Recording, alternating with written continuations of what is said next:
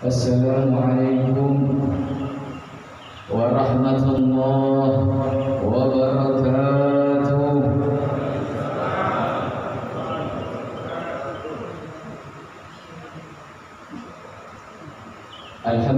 Afdalu abdin ahabbahu wa atahu murada khassahu bi syafa'atil uzma wal maqamul mahmud wa darajah aliyah wal wasilah. Allahumma azim salawatika wa salamaka ala abdik wa rasulik sayyidina wa maulana Muhammadin imamil muttaqin wal mursalin wa ala alihim wa ashabihim wa man tabi'ahum bi ihsanin ila yaumiddin wa alaina ma'ahum wa fihim bi rahmatika ya arhamar rahimin. Subhanak la ilma lana illa ma 'allamtana innaka antal alimul hakim wa la hawla wa la quwwata illa billahil aliyyil azim. Amma ba'd. Yaqulu Allah subhanahu wa ta'ala fi kitabihil karim ba'da a'udzu billahi minasyaitonir rajim. Bismillahirrahmanirrahim. Wa ma bikum min ni'matin fa min Allah. Wa qala nabiyuna wa nabiyukum Muhammad sallallahu alaihi wa alihi wasallam sallu ala nabi Muhammad ni'matani maghbunun fihima katsirun minan nas as-sihhah wal farag. Sadaqallahul azim wa sadaqa rasulihin nabiyil habibil karim wa nahnu ala dhalika minasyahidin wa syakirin amin ya rabbal alamin. Para hadirin hadirat yang dimuliakan oleh Allah subhanahu wa ta'ala, alhamdulillah summa alhamdulillah, segala puji bagi Allah subhanahu wa ta'ala, zat yang mengatur segala urusan yang ada di dalam alam semesta ini, zat yang menciptakan semua yang ada di langit dan di bumi, zat satu-satunya yang masih memberikan kepada kita begitu banyak kenikmatannya. Nikmat berupa taufik dan hidayah serta inayah, sehingga kita masih diizinkan oleh Allah subhanahu wa ta'ala, masih diberikan kesempatan oleh Allah subhanahu wa ta'ala untuk berkumpul di dalam perkumpulan yang mana di dalam perkumpulan tersebut disebutkan keagungan Allah, kebesaran Allah, serta memuliakan atau menyebutkan daripada keistimewaan, kemuliaan daripada baginda Nabi Muhammad sallallahu alaihi wasallam. Maka para hadirin yang dimuliakan Allah subhanahu wa ta'ala, sering-sering mubalik, penceramah menyampaikan bahwasanya sebesar apapun itu perkumpulan, semewah apapun itu panggung ditegakkan, senikmat apapun itu makanan yang dihidangkan, kalau bukan dilandasi dengan rasa cinta, syauq, rindu, ingin berkumpul dengan baginda Nabi Muhammad sallallahu alaihi wasallam, maka perkumpulan tersebut hanya sia-sia belaka. Maka perkumpulan yang kita adakan pada subuh yang insyaallah dirahmati oleh Allah subhanahu wa ta'ala, ini merupakan perkumpulan yang insyaallah diridhai oleh Allah subhanahu wa ta'ala. Amin ya rabbal alamin. Baginda Nabi Muhammad sallallahu alaihi wasallam menyampaikan di dalam hadisnya, ahabbul bilad ilallahi masajiduha wa abghadul bilad ilallahi aswaquha. Tempat yang paling dicintai oleh Allah subhanahu wa ta'ala, mohon maaf, bukan tempat yang mana di situ di dalamnya ada kesenangan duniawi, yang mana di dalamnya mungkin sebagian daripada manusia menganggap bahwasanya kenikmatan atau sebaik-baik tempat di dalamnya adalah tempat yang bisa memuaskan hawa nafsu. Tetapi tempat di sisi Rasulullah sallallahu alaihi wasallam, menurut beliau tempat yang paling baik, ahabbul bilad ilallahi masajiduha, tempat yang paling baik bagi Allah Subhanahu wa taala masjidnya Allah Subhanahu wa taala. Dan tempat yang paling dibenci oleh Allah Subhanahu wa taala, mohon maaf, tempat yang paling tidak diridhai oleh Allah Subhanahu wa taala, tempat yang mana di dalamnya diturunkan kemurkaan Allah Subhanahu wa taala adalah pasar-pasarnya Allah Subhanahu wa taala. Maka di dalam hadis baginda Nabi Muhammad sallallahu alaihi wasallam disebutkan fadilah daripada menghadiri majlis ilmunya Allah Subhanahu wa taala yang kita hadiri pada subuh yang mulia ini. Salah satu daripada hadis baginda Nabi Muhammad sallallahu alaihi wasallam, beliau mengatakan, man ghada ilal masjidi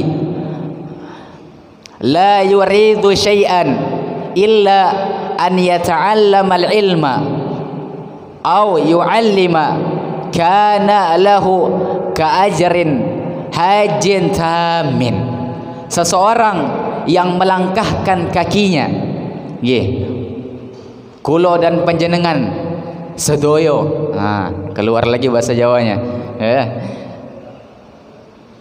hadir di dalam majlis ilmunya Allah Subhanahu wa taala, berangkat menggerakkan kaki ke masjid Allah Subhanahu wa taala, tidak ada maksud lain, tidak ada tujuan lain kecuali hanya ingin menuntut ilmu atau mengajarkan ilmu, maka seseorang tersebut akan mendapatkan fadilah seperti orang yang mengerjakan haji secara sempurna. Masya Allah. Jadi secara tidak langsung kulo dan jenengan pada subuh yang mulia ini mendapatkan pahala seperti orang yang mengerjakan haji secara sempurna.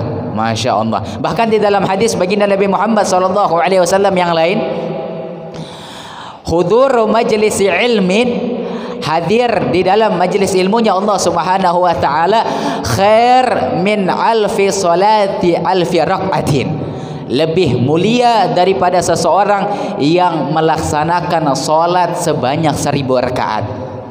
Wa iyadatu alfi maridin, dan lebih baik, lebih utama daripada orang yang menghadiri atau menjenguk 1000 orang sakit. Wa iyadatu alfi janazatin, dan orang lebih mulia daripada menghadiri sebanyak jenazah atau menjenguk, mentakziati jenazah. Ada orang meninggal kemudian jenengan datangi, ada orang terkena musibah kemudian jenengan datangi, lebih baik daripada mendatangi sebanyak 1000 jenazah. Masya Allah. Bayangkan, ini semua ditimbang, ada seorang hamba yang mengerjakan daripada 1000 rakaat, kemudian menjenguk 1000 orang sakit, kemudian menjenguk daripada 1000 orang yang meninggal, ditimbang dengan satu orang yang menghadiri majlis ilmunya Allah Subhanahu wa taala pada subuh seperti ini, maka dia lebih afdal. Shallu ala Nabi Muhammad. Masya Allah. Maka perkumpulan yang kita adakan seperti saat ini merupakan perkumpulan yang merupakan ikut andil besar di dalam menurunkan rahmatnya Allah serta menolak daripada segala bala yang ada. Dulu dikisahkan ada seorang wali min auliyaillah meninggal dunia. Jadi ada wali daripada kekasihnya Allah Subhanahu wa taala meninggal dunia. Orang yang dekat dengan Allah meninggal dunia. Kemudian berkumpul wali-wali yang lain ini untuk membahas siapa yang layak untuk menggantikan posisi wali tersebut. Kemudian setelah musyawarah berkumpul, kemudian ada satu wali mengatakan, ya alim, ya arif billah, ya wali Allah, ini ada fulan bin fulan.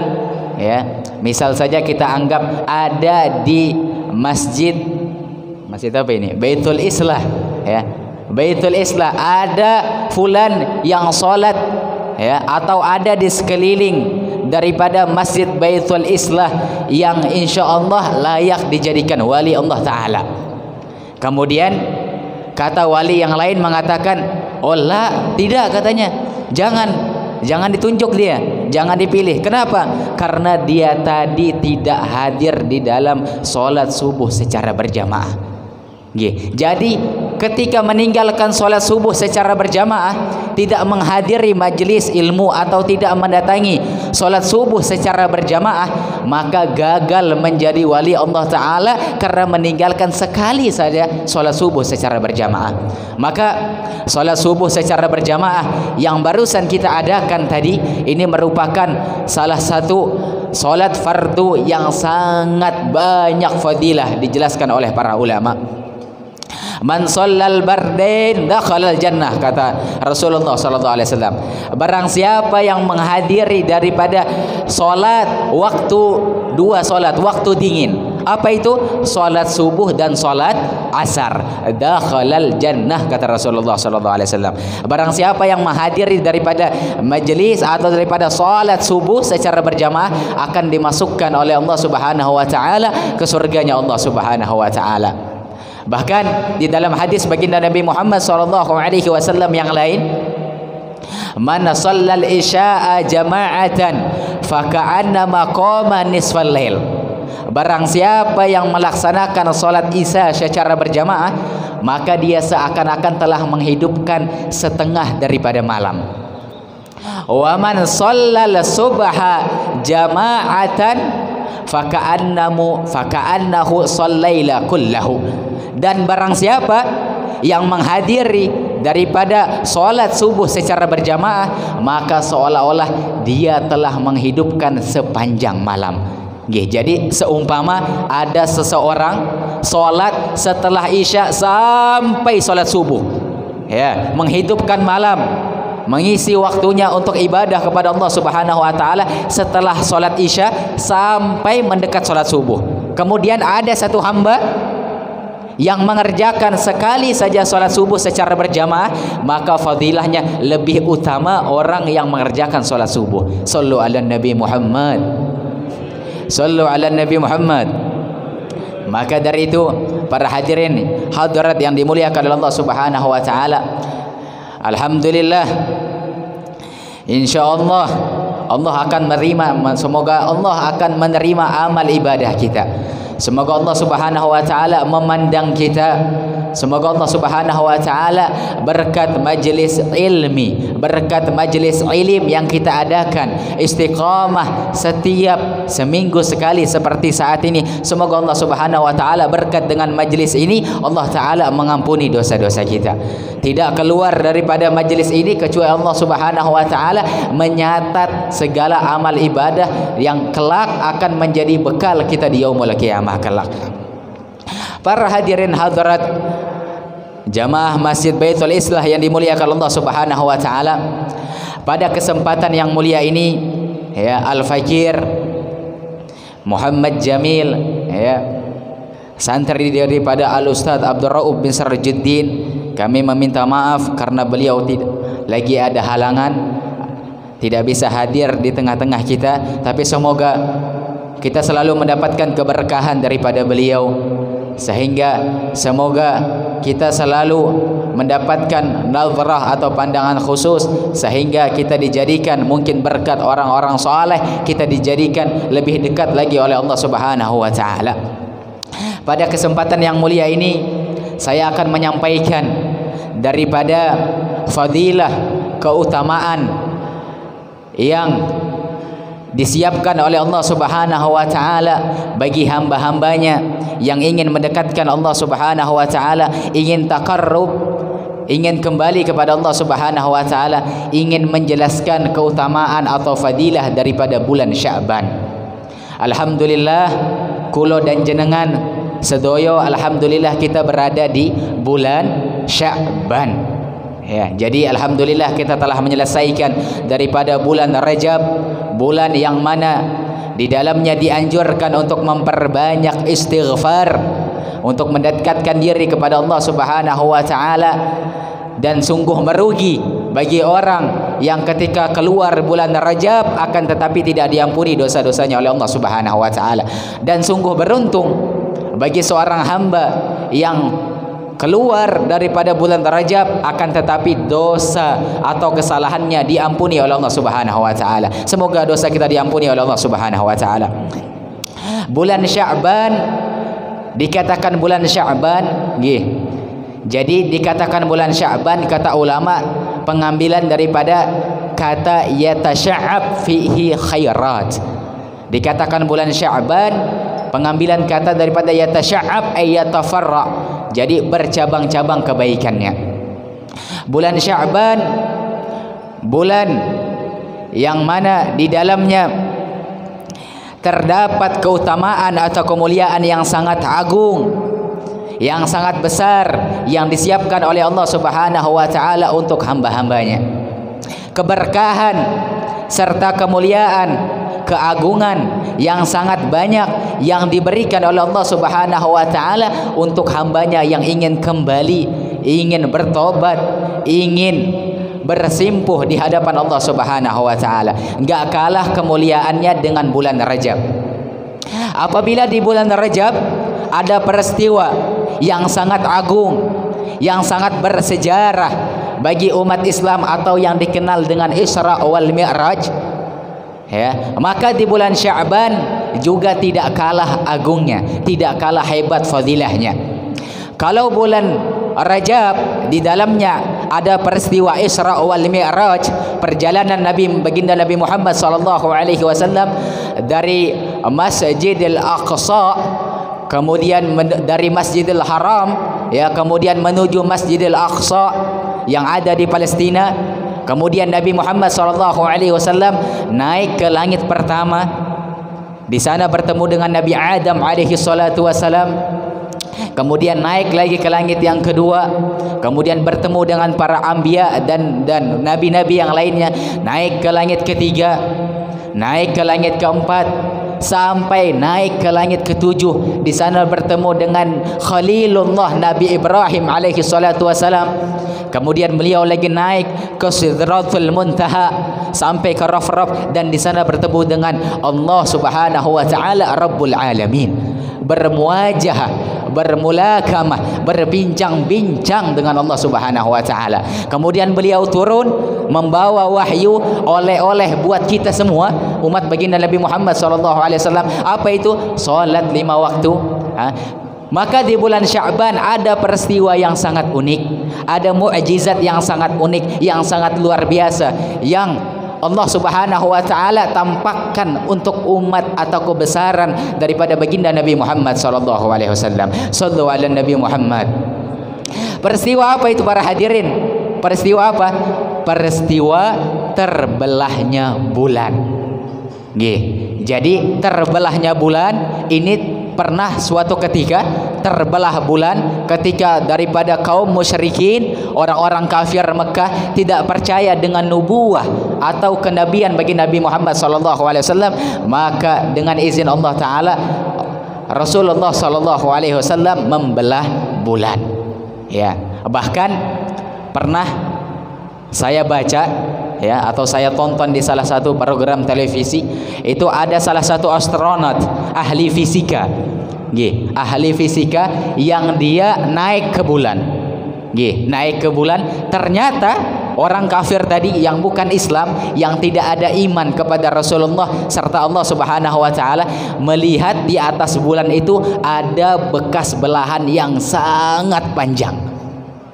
Nah, ini membuktikan bahwasanya bulan itu memang nyata terbelah, ya, berkat mujizat daripada Rasulullah sallallahu alaihi wasallam. Dan ini bulan, peristiwa terbelahnya bulan yang terjadi di bulan Sya'ban ini juga tercantum di dalam ayat suci Al-Qur'an. Ya, kalau Isra wal Mi'raj dijelaskan oleh Allah Subhanahu wa taala, subhanalladzi asra bi 'abdihi lailan minal masjidil haram ilal masjidil aqsa. Maka Rasulullah sallallahu alaihi wasallam juga peristiwa terbelahnya bulan ini dicantumkan di dalam ayat suci Al-Qur'an. Apa bunyinya? Iqtarabatis sa'ah wa ansyaqqal qamar. ya, telah dekat kiamat dan terbelahnya bulan.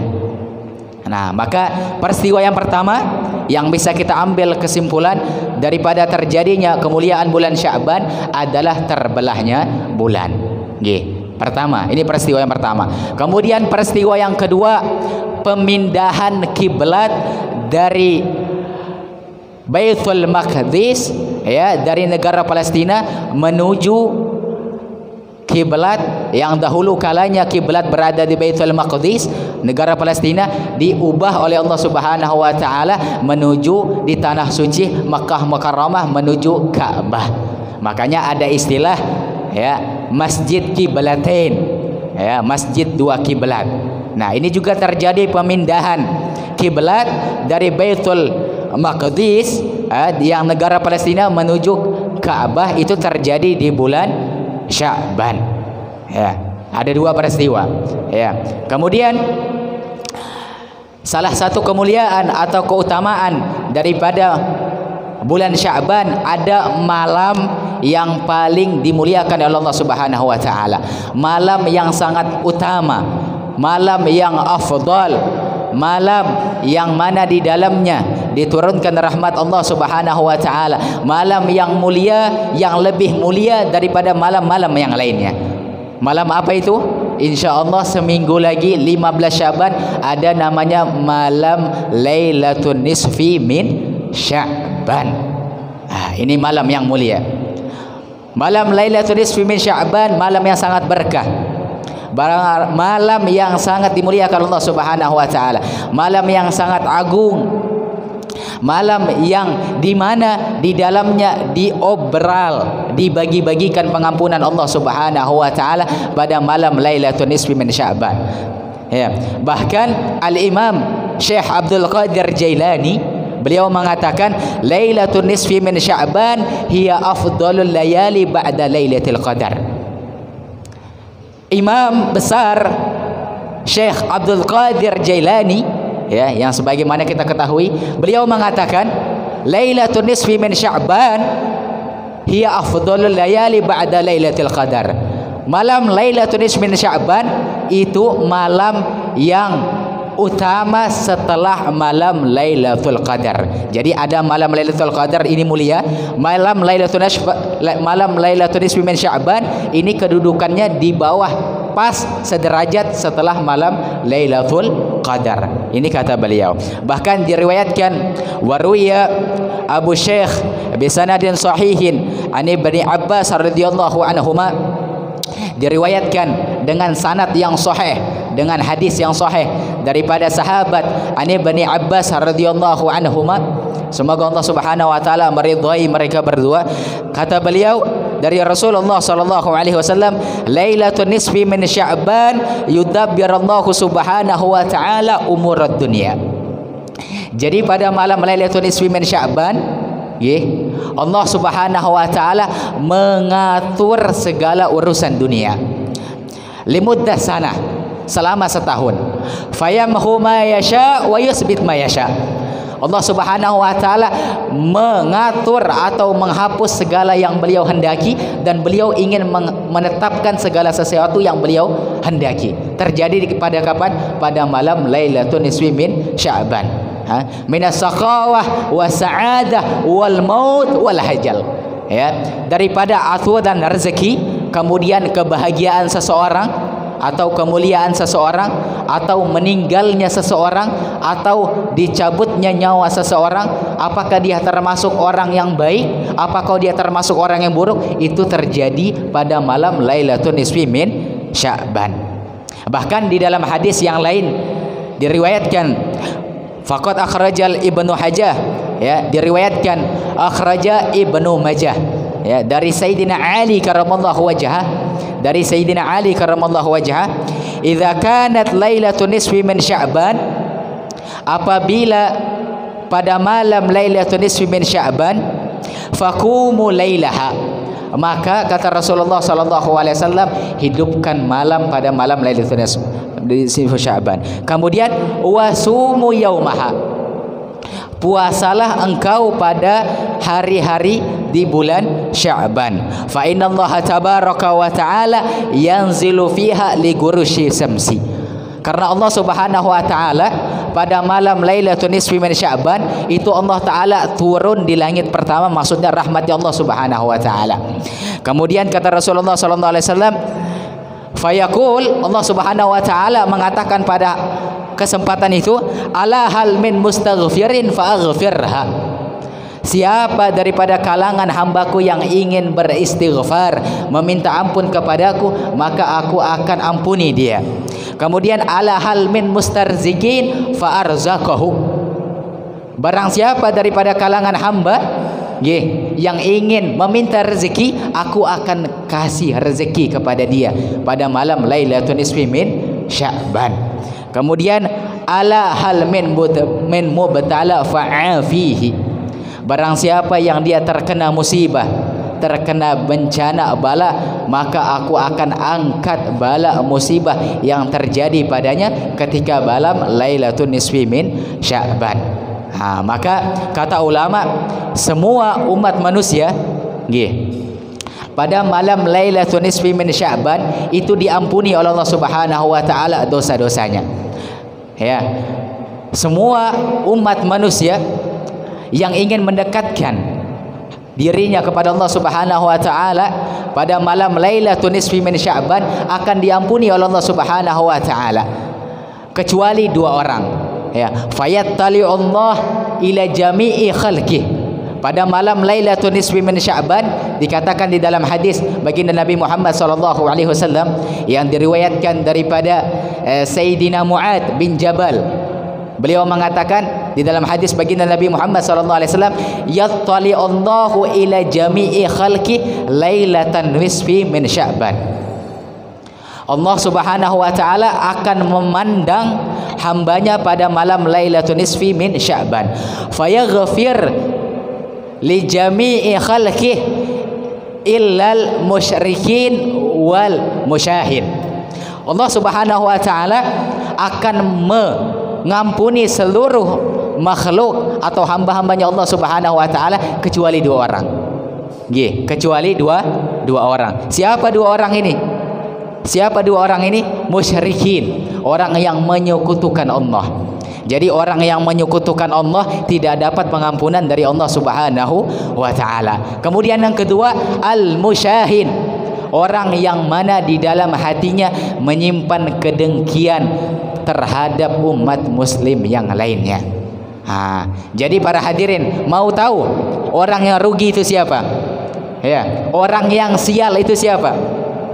Siapa sih orang yang rugi? Orang yang sial, orang yang ketika di musim hujan sawahnya kekeringan. Yang lain, ya, orang yang lain sawahnya ketika musim hujan ditanami daripada tanaman, tapi ini fulan, ya, sawahnya kekeringan. Kenapa? Karena dia datang pada bulan Lailatul Nisfi min Sya'ban, datang pada malam Lailatul Nisfi min Sya'ban yang mana di dalamnya diobral pengampunan Allah Subhanahu wa taala, dibagi-bagikan pengampunan Allah Subhanahu wa taala, dia tidak dapat pengampunan. Ini orang yang sial. Ya, datang kemuliaan pada malam Lailatul Nisfi min Sya'ban, pengampunan dibagikan oleh Allah Subhanahu wa taala, tapi dia tidak dapat pengampunan tersebut.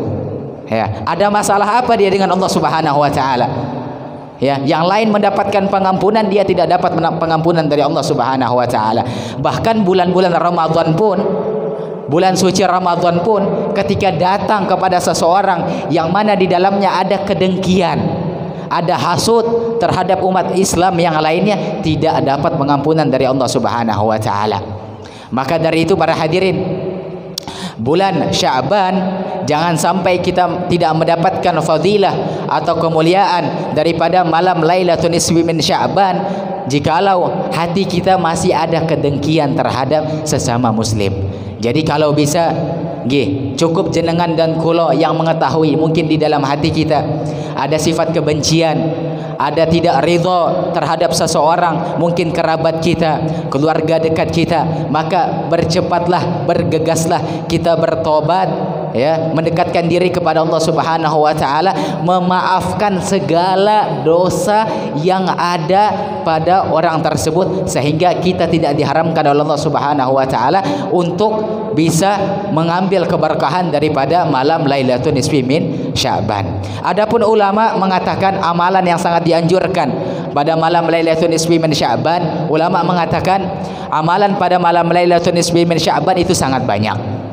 Sangat banyak. Di antaranya kata ulama dianjurkan untuk menghidupkan malam-malam Lailatul Nisfi min Sya'ban. Ya, kalau bisa malam kita bangun kalau bisa.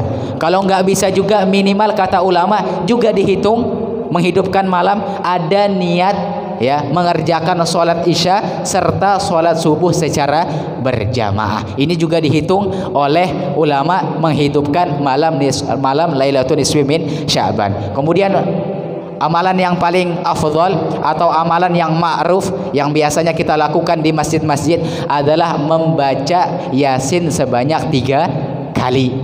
Ya, Yasin pertama dengan niat semoga Allah Subhanahu wa taala memanjangkan umur kita, ya, serta selalu mendapatkan taufik dan hidayah untuk bisa mengerjakan amal ibadah kepada Allah Subhanahu wa taala. Kemudian niat yang kedua daf'ul bala, menolak daripada segala bala.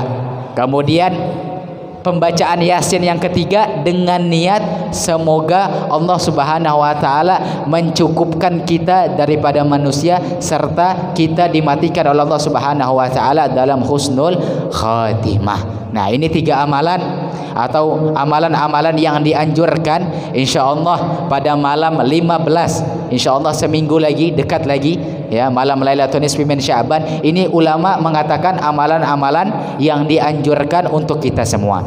Ya, semoga yang sedekat ini ya, yang sebentar ini, yang sesimpel ini bisa kita ambil ya, bisa kita amalkan sehingga pada malam Lailatul Nisfi min Sya'ban kita tidak diharamkan oleh Allah Subhanahu wa taala keberkahan daripada malam Lailatul Nisfi min Sya'ban.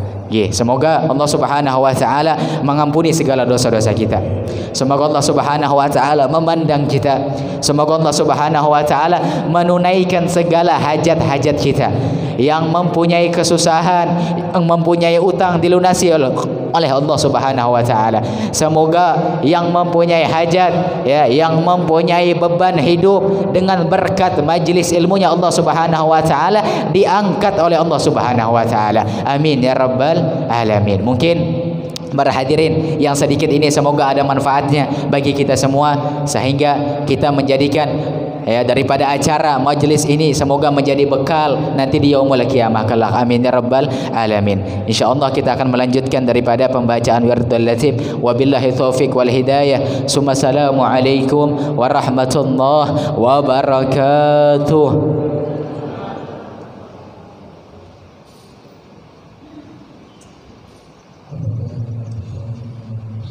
Wa